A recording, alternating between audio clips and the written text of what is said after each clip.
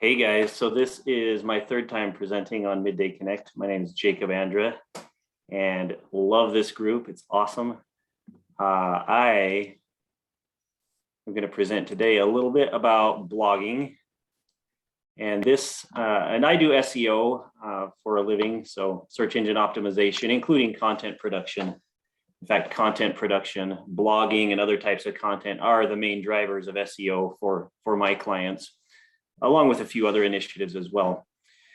Jacob, we're seeing your presentation view, if that's what you want. That's okay, right? Sure, we just see all of your slides coming up. Yeah. It's not as big as it probably would be, but either way, doesn't matter. Thanks. Is there a better way to do it? I don't know. Does this work?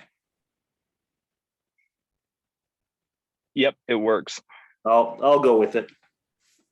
Okay, so I talk to companies like all the time, tons of companies every day, and they're like, oh yeah, I know I should be blogging, I know I should be producing content. And my thing is always like, well, why? I mean, why do you just assume you should be producing content? Well, that's what everyone says, right? You should be blogging. And the truth is, blogging is pretty ineffective unless you meet a couple criteria. And so the first reason you would blog is if you have like a very engaged community. So you're either like an influencer or you're a brand with a cult following, and you just got to keep giving your community new content. So that could be YouTube videos, could be blog posts. You want to keep feeding them. They're very engaged, and you don't want to just let the well run dry. And most brands aren't in that situation. I mean, most brands are in the opposite situation. They're just trying to get anyone to notice them. And so the only other reason you would want to blog would be as part of a very coherent and structured SEO strategy. Otherwise, if you're just kind of piecemeal blogging about this, that, and the other, it's super ineffective. It's just not a good use of time and resources. And generally, I tell people, like, don't even bother, like put your resources into other things like direct sales or whatever. So we'll look at scenario 2, blogging for SEO reasons. So the first thing to ask is, should you even be worrying about SEO? And for some brands, the answer is no, like don't even bother with SEO at all. Like look at this search for corporate consultant. And then the top search term here, if you look at, they have 1.6 million backlinks. They rank for 3.7 million organic keywords. So if you were a corporate consultant trying to rank for that term, this is what you're up against. And it's just pointless, right? You could go on LinkedIn and do some direct outreach. You could run email campaigns. You could do so many things that would be 1,000 times more effective than trying to rank for corporate consultants. So just don't even bother, right? Spend your time on more effective customer acquisition strategies. But for the rest of brands, so these are like solopreneurs, a lot of solopreneurs that just wouldn't be a fit for highly commoditized service businesses that don't have much to differentiate them, or super niche B2B offerings where your potential pool of customers is quite small. Just use other channels to acquire customers. Don't even worry about SEO. But for the rest of the brands where SEO actually is a fit, there's search volume out there, you have a differentiation, you have a chance at ranking, then your blogging has to be very, very structured. It's kind of a paint by numbers strategy. It's called topical clustering, and you're not just randomly blogging about whatever topic comes to mind. It's kind of driven by data and research and all of that. So with topical clustering, you're really looking at what are your highest level, what's your highest level topic that you want your brand to be an authority of? And is it realistic? So let's just say you are in the pet goods space. Getting your brand to be an ultimate authority on pet products is going to be that's a long mountain to climb, right? But maybe there's like a sub niche where you could actually within 6 months be an established authority on that sub niche. So you got to kind of figure out what your entry point is. And that's your highest level topic. So you identify what that is, then what are the subtopics of that, subtopics, and so on. And also that's based on keyword research, which I did a previous presentation on keyword research. And so, you can use sources like askthepublic.com, where that's a really cool source. You just enter some any search term, and it'll show you all the different things people are searching about it. You can use Google's People Also Ask. That's just if you use Google to do a search, Google will show a module that's called People Also Ask right in the search results. It's just a bunch of questions and answers, but you use those to kind of tell what people want to know. You use related searches, which are at the bottom of Google search results. You use keyword research with tools like Ahrefs or Ubersuggest, and you just put all this together to come up with this broad level overview of topics. Then you have to arrange them in this hierarchy. So you create a content hierarchy. Up here's your highest level topic. Then you have subtopics, and below that, it'll just keep branching down as far as you want to go. And then you start creating content that addresses each of those. You link the content to each other. So using relevant anchor text. So let's just say your highest level topic is interactive pet toys. And then you've got different types of interactive pet toys. Those are your subtopics. Then you have like how to choose the best interactive toy for cats, which is a subtopic, right? It might break out by different pet species. And it just goes on down, right? And so then as you're creating content, you're linking it to each other using anchor text, hyperlinks that are relevant. So if you're writing about best interactive toys for dogs, then you mention, I don't know, best interactive toys for cats, in the article, you would actually link over to that with a hyperlink, and that shows Google how the content is all related. This is obviously a super high level overview, but it's, oh, that's the end. That's a super high level overview, but that's kind of the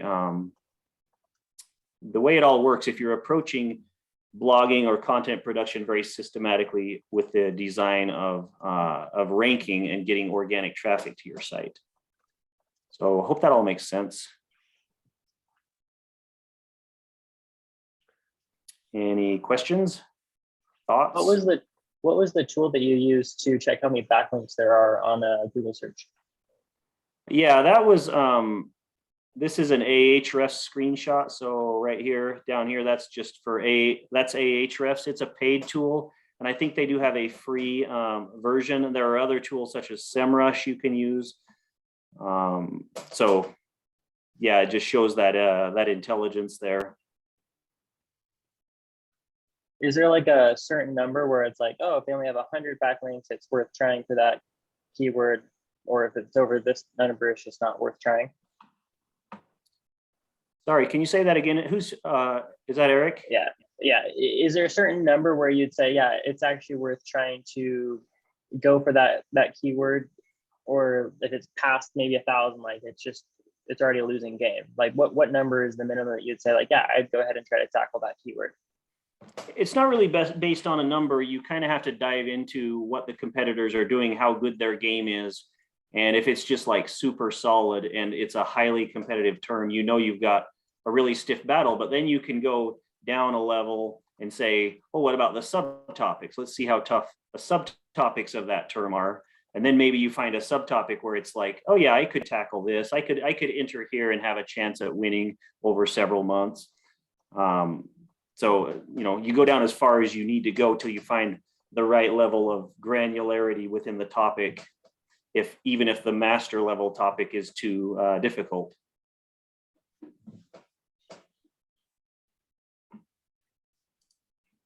That's awesome. Thanks, Jacob. There's a question in the chat from Spencer Lovelace. Spencer, do you want to give some context on that?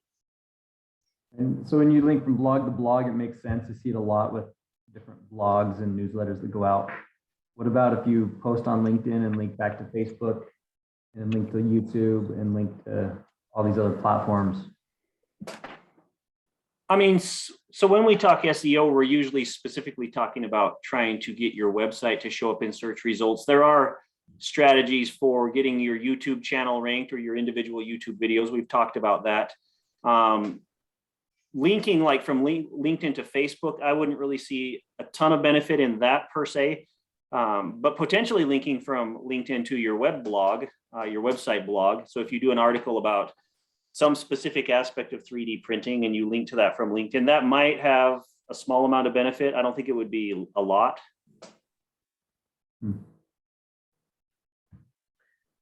Jacob, do you mind talking a little bit more about the parameters of what what the content in a blog could or should look like if you're trying to be effective, like in terms of length or multiple topics in one blog that you're trying to go after? Like, what makes most sense in the structure of how you write that blog? Is it better short form, long form? Like, how do you think about those types of things? Yeah, that's a great question. So I can actually share a little bit about that, but it's again based on research. Everything's driven from the research you do on the topic. So let me share screen. And as you're doing that, I'll just do a shameless plug because we have one of our VAs from Coconut VA. Thank you, Eric, who's doing a lot of blog writing and content writing for us. And so she's putting a lot of effort into how to structure them, what the content should look like. So any suggestions you have around that research that you're talking about would be very helpful. Give me just any topic and we can have a quick dive. So she will be blogging about this meeting or the last Midday Connect meeting. So whether it's SEO or let's do customer acquisition cost. That's another Midday Connect topic that we have a video on. So creating a blog or multiple blogs around how you calculate customer acquisition cost, lifetime value, that type of stuff. Yeah, so that's going to be a bit of a tough one, I think, to rank for, but we'll just talk as if, you were going to target that and go for it. And so, you're going to have, you're not going to rank for this with just a single article, because the way that Google's algorithms view things is they typically view it on a brand level. So you could write the best article on the internet on a specific topic and it won't stand alone. It won't rank unless you get extremely lucky. Again, with the caveat that each set of search results is different and performs slightly differently. Generally, you're not, even if you do the best article, even if it's 5 times better than anything on that topic, it's not going to rank because Google is seeing, viewing your brand and how authoritative your brand is on the topic. So you're going to have a set of supporting articles and interlinking articles and different things like that. Okay, so let's just look though. We would click on this. We would see how long this MailChimp article is. We would look at, kind of what headings they use because they're doing pretty good. Wikipedia, obviously, but that's a little different. Their Wikipedia. Neil Patel has his article here. So we would kind of analyze these and look at them. But the other thing we would look at is right here. So Google gives you these suggestions. And so we would kind of look at these and see how Google is viewing. So look, they actually are looking at HVAC. So you might actually have a subsection of your article that talks about within the HVAC industry. You might actually have a subsection of your article. Going after SaaS customer acquisition or SaaS fintech or like niching down to that granularity is beneficial, would you say? Well, again, it's hard to say without a lot of research, but you could actually create your master level customer acquisition cost article, and then you could have supporting articles that link to it about specific industries, or you could have these be subsections within your article. You could talk about within the HVAC industry, within the insurance industry. You could throw a few other industries in there as well. Then you could have a section about how to forecast. Google's essentially dropping these breadcrumbs and saying, they're recommending these related searches. And look, there's another. So you could talk about metrics, lifetime value, churn rate, loyalty, right? So they're kind of just, Google's essentially in this whole section here telling you what they think is relevant to this search. So you just kind of take that and use it. Am I answering your question, Taylor? I kind of forgot what the original question is now, but there's This is helpful to understand like the structure of what the blog should look like. You were doing research and saying, okay, how long is Neil Patel's blog or like, and what I learned from what you were saying is if we have a long, like we're looking at having a transcript of every Midday Connect and building content around that. And Yeah. so there's going to be 30 to 40 minutes worth of text that was spoken. So if we broke that down and said, okay, customer acquisition cost was the general topic, but the speaker talked about SaaS customer acquisition and metrics, like those would all be potentially separate blog posts. Yeah, or sections within that. And with that strategy you're doing, I mean, I'm a big fan of repurposing content. So it's cool you're repurposing this. But again, from a topical clustering perspective, you're kind of approaching it a little backwards where, the way I would typically go about it is figure out what topics I want to rank for, and then what articles I need to plug into that. You're kind of coming at it from like, okay, we've got all this content. Let's now repurpose it. So that's fine actually, and it's really easy to do. But it's a little harder to figure out how that's all going to work together in a coherent strategy unless you have, again, you manage to reverse engineer it into some kind of like that these all fit into subtopics and they're all below this master topic or something like that, right? You could probably reverse engineer it with some keyword research and stuff and kind of map out how all the content could fit. But that's typically how I approach it. And then I go create the content. So it's just a little bit different approach is all. Okay, very cool. Chad, you had a comment in there as well about niching down. Yeah, do you want to expand on that a little bit, Chad? Sorry, you got to unmute, Chad. It was me. It was rookie mistake here. So I was, as you were going through that, right? So customer acquisition costs seemed like competitive, right? Hard keywords to rank for. But as you started to add additional keywords, move further towards the long tail, your options for what to focus on go way up. I'm just curious about what kind of techniques you've been using of the many sort of long tail options, right? Whether it's customer acquisition costs for HVAC or customer acquisition costs for startups, customer acquisition cost, in LTV to CAC or whatever the other things might be. Do you have some techniques for picking out the easiest ones to rank for, the ones that might be the most beneficial? So understanding user search intent is a big one in terms of, there's this idea of top of funnel, middle of funnel, bottom of funnel. So actually a term like customer acquisition cost is fairly top of funnel or ambiguous. And so I was going with it because Taylor said that, but that's actually not a super helpful term to target because you don't actually know what your user, the person who's searching it, intends to find or what their search intent is. Whereas if somebody's searching customer acquisition cost for HVAC, there's a much more likely chance that they are an HVAC company or looking to start an HVAC company, or there's a more targeted search intent. So you're more likely to write content that appeals directly to them. Whereas the more general search intent, they might just be wondering what the definition of that term is, and they're completely useless. Like they're not even a potential customer for whatever you're offering.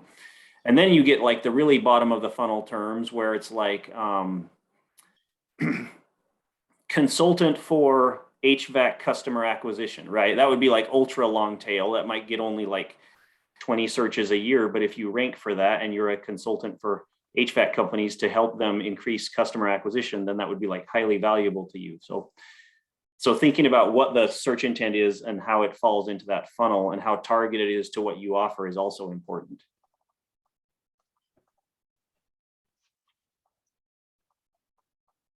Awesome, thanks. Okay, has Harley's question been answered already? I was just typing in there, Harley, great question. Why would we want to convert the Midday Connect stuff? Mostly it's just around us internally being able to train our team members with the content that's being shared here. And then also engaging a community who's interested in these topics, who could then potentially help our portfolio companies, like just because they get to know us through our content and then we engage with them. So it's kind of an ancillary. Can I follow up? Sure. So in educational technology, there are different learning styles. Text is one, video is one, it's already created.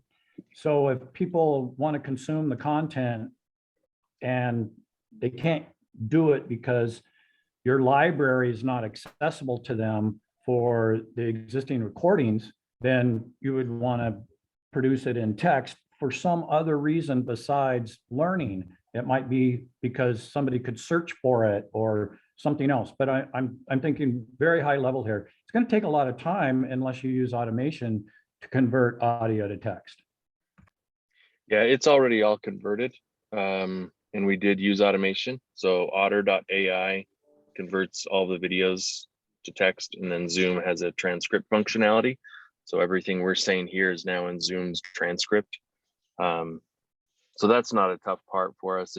It's more just now, like from Jacob's discussion here, we're going to want to use this as training for some of our digital marketing or SEO efforts within our studio and our portfolio companies. And so if we're creating training around that, we just kind of figured, why not start sharing it and creating a community around that as well. So that was the purpose. But I mean, that's a bit off topic in terms of what the blogging does, but that's kind of where our thoughts on blogging have come. So it's good, Jacob, to hear your first two reasons for blogging. I think it was like engaging a community and SEO. Mm. Ours is probably mostly around engaging community, but also SEO. So it's good to have that learning. Really appreciate this. And one other distinction I'll quickly make is it doesn't really matter. So people think of like a blog as a separate thing.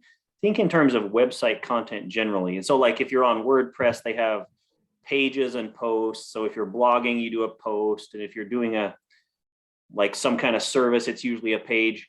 Google doesn't care. That distinction is totally meaningless. So just think that your website has like all this content, and it has to be, if you want to be an authority, algorithmically speaking, the content has to be all interlinked and structured in this topical hierarchy. It doesn't matter whether it's a page or a post. So the term blogging is kind of meaningless. Just think website content.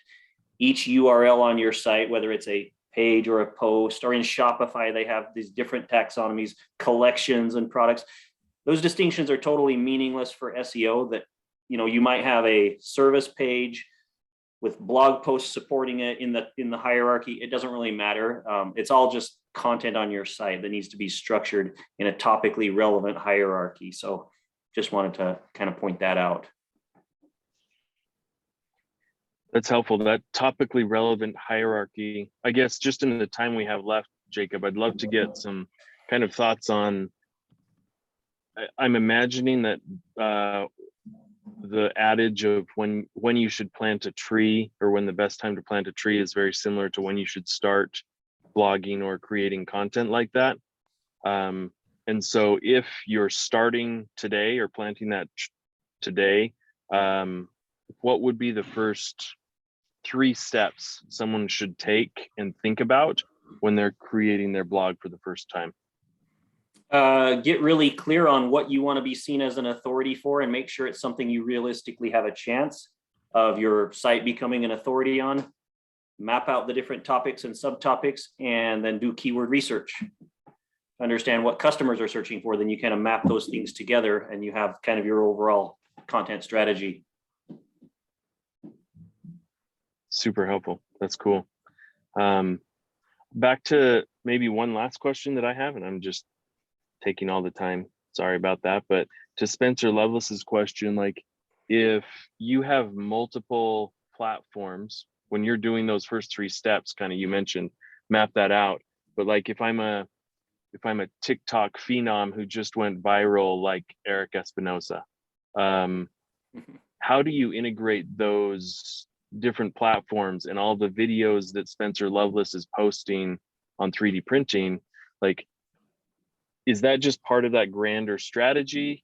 How do you think about that integrating with your blog?